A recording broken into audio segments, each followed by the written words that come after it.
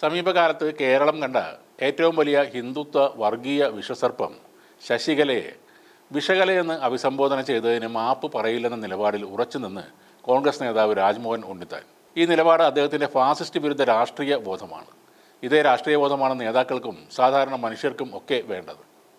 ഹിന്ദു ഐക്യവേദി നേതാവ് ശശികലയെ വിഷകലയെന്ന് വിളിച്ച കേസിൽ കോടതി ഇപ്പോൾ കുറ്റവിമുക്തനാക്കിയതിന് പിന്നാലെ പ്രതികരണവുമായി രാജ്മോഹൻ ഉണ്ണിത്താൻ MP രംഗത്ത് വന്നു. ഒരിക്കൽ ശശികലയോട് മാപ്പ് പറഞ്ഞാൽ ഈ കേസ് തീർക്കാമെന്ന് പറഞ്ഞപ്പോൾ അതിലും ഭേദം മരണമാണെന്നുള്ള ബോധ്യമാണ് തനിക്ക് ഈ നിയമ പോരാട്ട വഴിയിൽ കരുത്ത് പകർന്നതെന്ന് രാജ്മോഹൻ ഉണ്ണിത്താൻ ഫേസ്ബുക്ക് കുറിപ്പിലൂടെ പറഞ്ഞു. ശശികലയുടെ പ്രസംഗം പ്രചോദനമായി സ്വീകരിച്ച ഒരു കാപാലികൻ ഫഹദ് മോൻ എന്ന പിഞ്ചു ബാലനെ കഴുത്തറുത്ത് കൊന്നതാണ് തൻ്റെ അന്നത്തെ പ്രതികരണത്തിൻ്റെ അടിസ്ഥാനമെന്നും വെറുപ്പ് ഒരു പകർച്ചവ്യാധിയായി പടർത്തുന്നവർക്കെതിരായ പോരാട്ടം ഇനിയും രാഷ്ട്രീയപരമായും നിയമപരമായും തുടരുക തന്നെ ചെയ്യുമെന്നും രാജ്മോഹൻ ഉണ്ണിത്താൻ പറഞ്ഞു.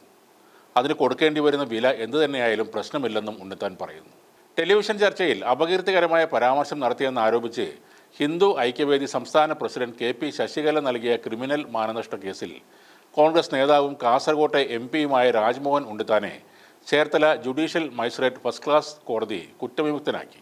ആരോപണങ്ങൾ തെളിയിക്കാൻ ആവശ്യമായ പ്രധാന തെളിവുകൾ ഹാജരാക്കാൻ പരാതിക്കാരിക്ക് സാധിക്കാതെ വന്നതിനെ തുടർന്നാണ് കോടതിയുടെ ഈ സുപ്രധാന വിധി ഉണ്ടായത്.